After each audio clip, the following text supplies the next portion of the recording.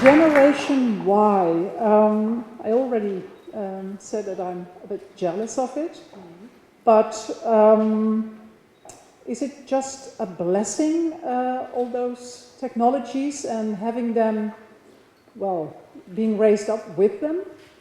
Well, that's what I'm going to talk about, one of the things, because yes, we did all grow up with smartphones, and yes, we always carry them with us as though they were our best friends, but it might also look like they're eating us alive. So I'm going to talk about the darker side of being a member of Generation Y. Okay, well, curious. Go ahead. Thank you.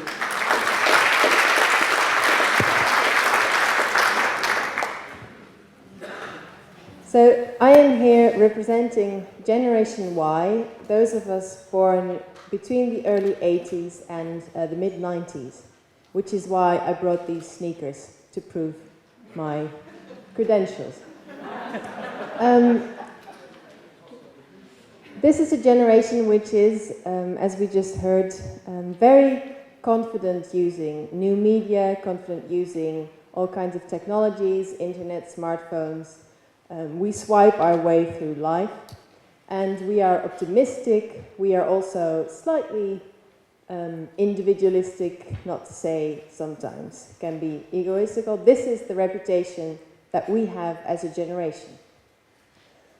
We are also, despite this very nice and optimistic talk, now the #1 group who has burnouts and depressions. So why?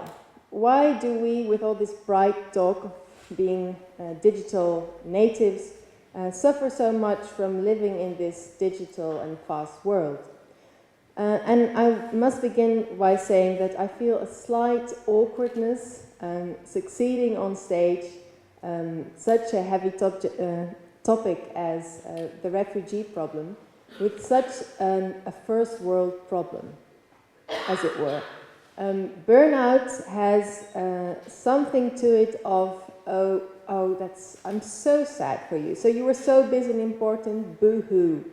And there is a slight hesitation to talk about it. I have a number of friends who are either on their last legs or have already had burnout. I had my burnout when I was 24, so yes, did that nice and early. Sometimes people ask me, are you proud of this? Is this a kind of status symbol? Look how young I was, so busy that I burnt out. And of course it's not. Actually, one of my friends was recently seen by her, she works at a very big company. She was seen by the company doctor, who told her, well, actually, yeah, you might be burnt out. I'll give you these medicines. I'll give you this plan to follow. You should probably go home now. Don't worry, I'll tell everyone you have Pfeiffer's disease. Nobody needs to know. So yes, there is a slight hesitation to talk about this. I want to talk about why this generation suffers so much from burnout. And I have some, I know my numbers, so I have some for you. Of my generation, let's say people between 25 and 35, we are 12% more likely to get a burnout than the generation which came before us. 1 in 7 employees now suffers from stress-related symptoms, from burnout symptoms. This means in the Netherlands 1 million people, which is a lot. And the reason why this is so important, even if it looks very much like a first world problem, is that if you are burnt out, you're sitting in that chair and you know you're not going to get out of it for the next year at least, your hands are tied and you will not be able to do anything to contribute towards a better world. You're not even going to be able to make your own breakfast. So this is why I think it's a problem which deserves a closer look.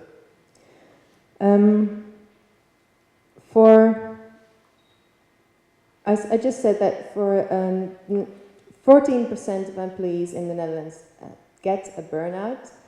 For my generation, that's 17%, so it's a lot more. And although we are, as a generation, very much concerned with our wellness, we do a lot of sports, we do a lot of meditation, we do a lot of yoga, most of this wellness, as I see it, is not actually contributing to making us feel much better. It's a way to get us pumped up for the next 12-hour work shift the next day. So I think that as a generation, we're pretty much on the wrong track there. And one of my concerns is that women suffer more from burnout than men do. And this also goes for my generation. And I've been wondering why. Now, there's several things which we know. For instance, women still take more of a workload. Women still do more of the chores at home. Also, women are less confident, as a rule, than their male peers. So they will overcompensate for this by doing that extra step, never saying no, because, you know, you might get, I don't know, thrown out, or you're afraid that you're not good enough anyway, so you're going to always overcompensate for this.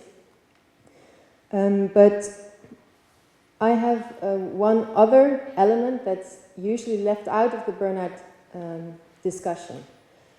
Because burnout is seen as something which is a mental problem.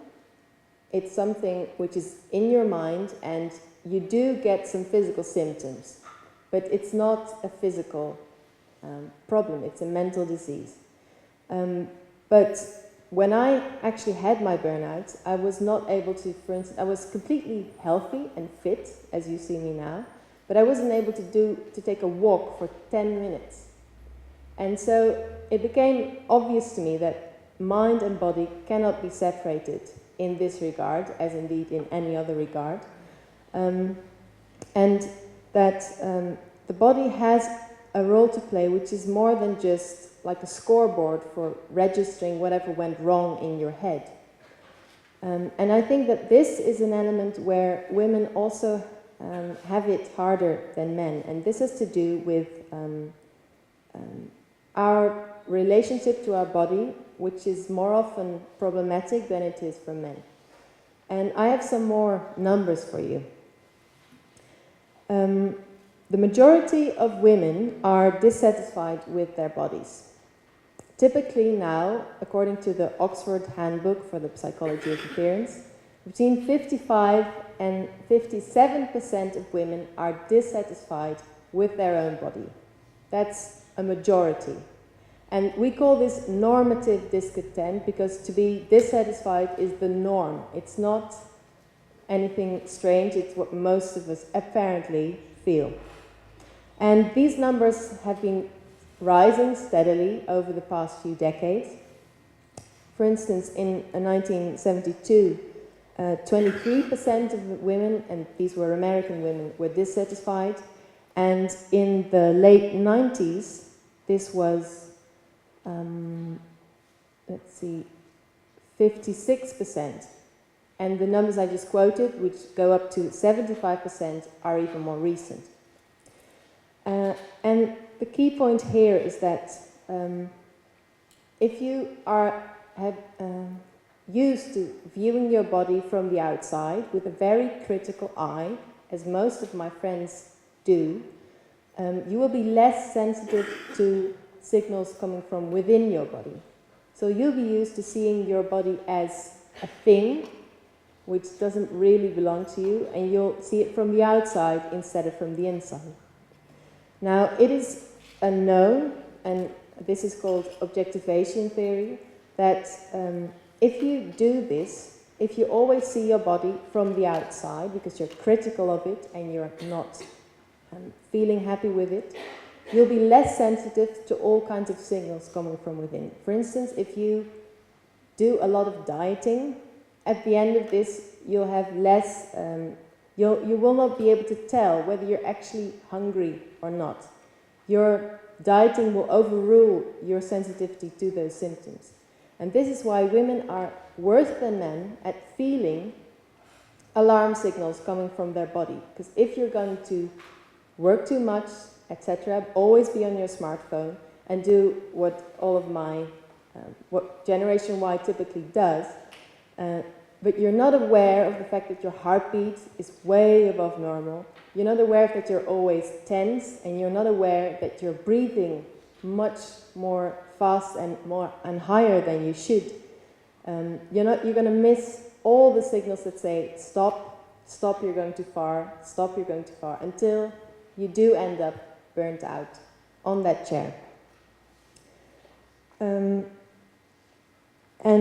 for me, the problem here is that burnout is still seen and addressed as a personal problem. You have burnout, oh, that's too bad. So go home, do some lavender oil, do some meditation, and then come back and you can join us again. But if there's so many of us burnt out, if it's really 1 in 7, then this is not a personal problem. It's the problem of our society. It's a political problem. We're in it together. And if we want to be effective in solving other problems, it helps to look at this one as well. Thank you.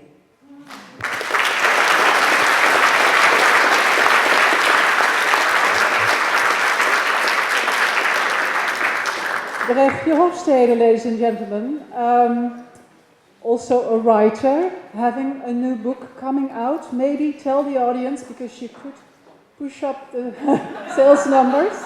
Yes, I have a book coming out in Dutch at the beginning of October, the 1st of October. It's called De herontdekking van het lichaam, and it addresses this topic specifically. The rediscovery of the body. Thank you, Bregje Hofstede.